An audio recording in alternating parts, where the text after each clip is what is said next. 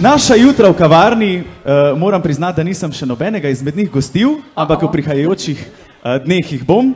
In naša jutra v kavarni izgledajo tako.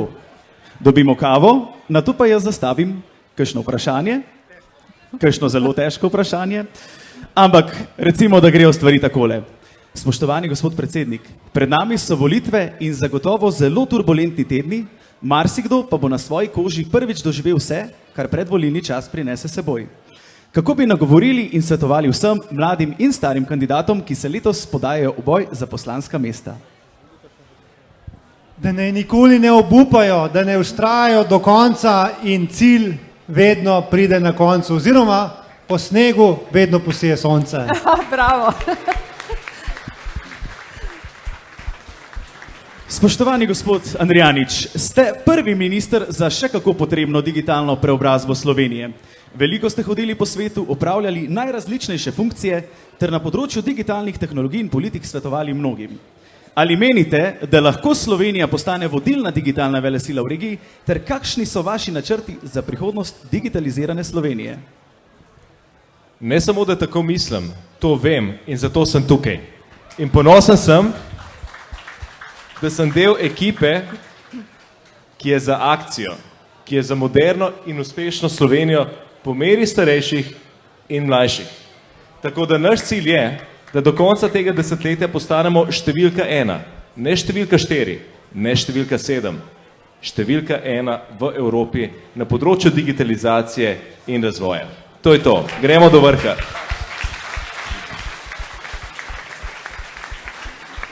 Spoštovani gospod Cigler Kralj, že vaš nalezljiv nasmeh o vas pove, da ste res pravi človek na ta pravem mestu. Po vaših socialnih omrežjih sodeč ste praktično ves čas nekje naokoli, med starimi in mladimi, ki vas vedno znova sprejmejo odprtih rok. Za katere dosežke pa bi rekli, da ste lahko nanje v iztekajočem mandatu odkrito ponosni? Lahko z dvignjeno glavo svojo ekipo pogledam na pretekli 2 leti in rečem, spoštovani, poskrbeli smo za dostojna stanovanja za naše babice in detke, zato da bojo lahko na jesen svojega življenja živeli v lepih, svetlih, sodobnih domovih. In drugo, poskrbeli smo za njihove pokojnine, dvignili smo jih, uskladili in predvsem odpravili pretekle njihove krivice, ki so jim jemale to, kar so si v 40 letih trdega dela zaslužili. Podprli smo družine, zato da bo Slovenija imela tudi svetlo prihodnost. Bravo, krasen.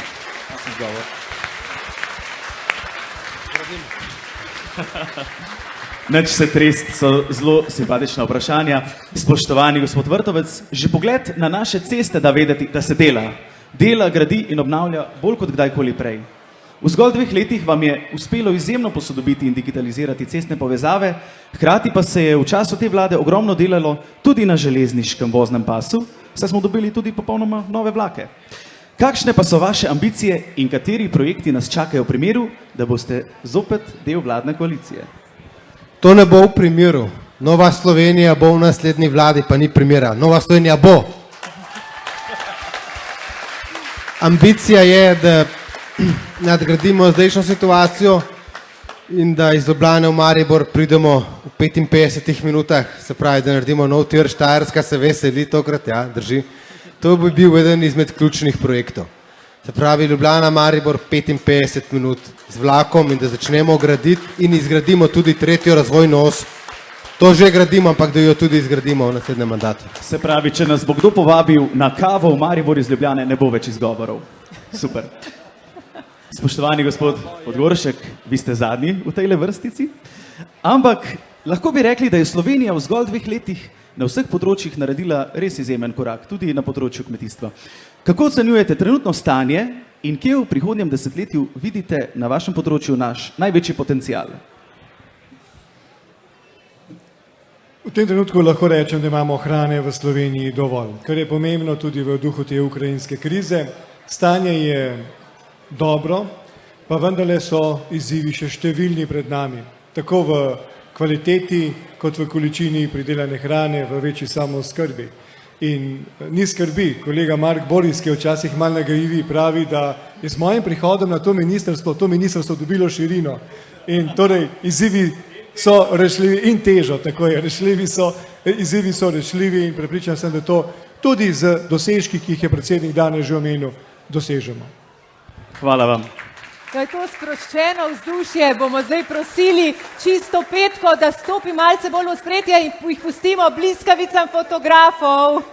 In mi seveda ploskamo.